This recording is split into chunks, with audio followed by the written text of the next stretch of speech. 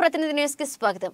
BJP అక్షంతల పేరిట రాముడిని రాజకీయం చేయడాన్ని తీవ్రంగా ఖండిస్తున్నామని సిపిఐ జాతీయ కార్యవర్గ సభ్యుడు చాడా వెంకటరెడ్డి అన్నారు. సిద్దిపేట జిల్లా హుస్నాబాద్ సిపిఐ పార్టీ కార్యాలయంలో ఏర్పాటు చేసిన మీడియా సమావేశంలో చాడా వెంకటరెడ్డి మాట్లాడారు.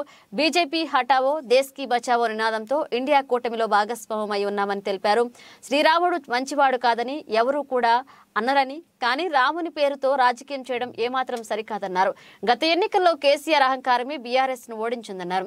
ఇప్పుడున్న ప్రభుత్వం ప్రజాపాలన పేరుతో స్వీకరించిన దరఖాస్తులను త్వరితగిన పరిశీలించి ప్రజలకు లబ్ధి చేకూరేలా చూడాలన్నారు. గత ప్రభుత్వంలో జరిగిన నిధుల దుర్వినియోగంపై న్యాయ విచారణ చేపట్టడం మంచి పరిణామమని పేర్కొన్నారు. బీజేపీ హటావో దేశ్ కో బచావో నినాదంతో మా పార్టీ దేశవ్యాప్తంగా ఆందోళన చేసింది. అందుకనే ఇండియా కూటమిలో కూడా మేము భాగస్వామ్యం ఉన్నాం.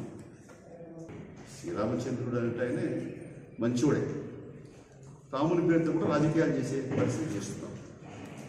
తలంబరాలని ఇంటింటికి చేర్చి ఒక వాతావరణం అయినా ప్రజలు గుడ్డోళ్ళు కాదు, ఎడ్డోళ్ళు కాదు, అమాయకులు అసలు కాదు. చైతన్యం వచ్చింది, అర్థం చేసుకుంటాం.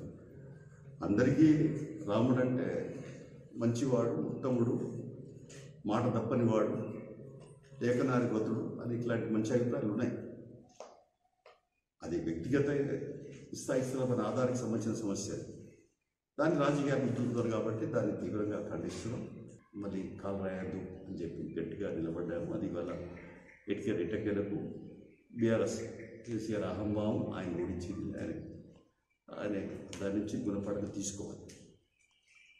సరే, ప్రజావాణి ప్రజాపాలనని దరఖాస్తులు కూడా ప్రభుత్వమే అందిస్తూ స్వీకరిస్తూ వాటన్నిటి కూడా మొత్తం మీద క్రోడీకరించే ఓ చర్య కొనసాగుతుంది.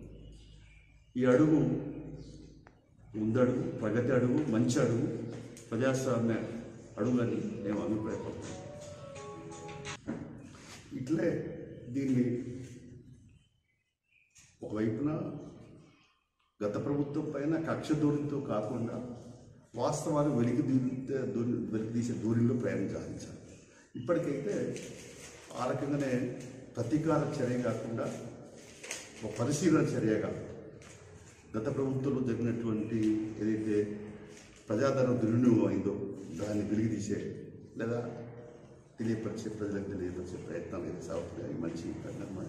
మేడిగడ్డ కూడా ఇప్పుడు రకరకాలుగా మాట్లాడుతుంది. బీజేపీ వాళ్ళే అంటారు సిబిఐ ఎవరి చేతులకు ఇవ్వమ్మా, బీఆర్ఎస్ సిబిఐతో అంటారు.